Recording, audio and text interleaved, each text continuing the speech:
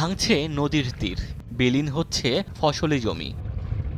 বর্ষা মৌসুমের আগেই নরসিংদীর সদর উপজেলার চরাঞ্চলে মেঘনার ভাঙন শুরু হয়েছে। বেশি ভাঙছে নজরপুর ইউনিয়নের আলীপুর ও বাহেরচর গ্রাম।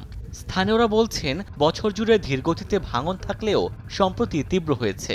গেল কয়েক বছরে নদীগর্ভে বিলীন হয়েছে শত শত বিঘা ফসলি জমি। ভাঙন রোধে এলাকাবাসী বিভিন্ন সময়ে নানা কর্মসূচি পালন করলেও প্রতিকার মিলছে না। রাক্ষসর নদী আমাদের জমি জমা যা আছে সব জমি জমা নিয়ে গেছে। যে মিলে বাঙা ধরছে নজরপুর ইউনিয়নে মনে করে না বাঙা শুরু করবে। একটা সিডের মধ্যে 2000 বিঘা জমি সম্পত্তি আছে।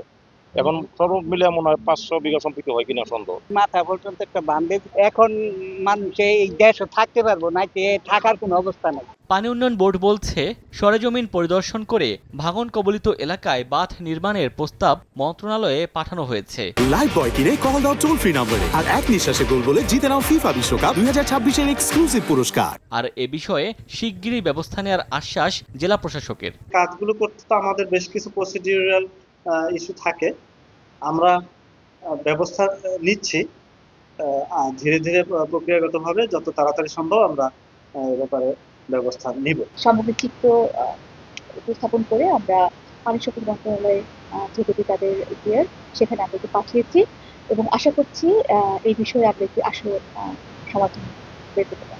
পানি উন্নয়ন বোর্ডের তথ্য মতে, নরসিংদীর চরাঞ্চলে নদী ভাঙন রোধে প্রয়োজন মাত্র 2.5 কিলোমিটার দীর্ঘ বেড়িবাঁধ। সময় সংবাদ, নরসিংদী।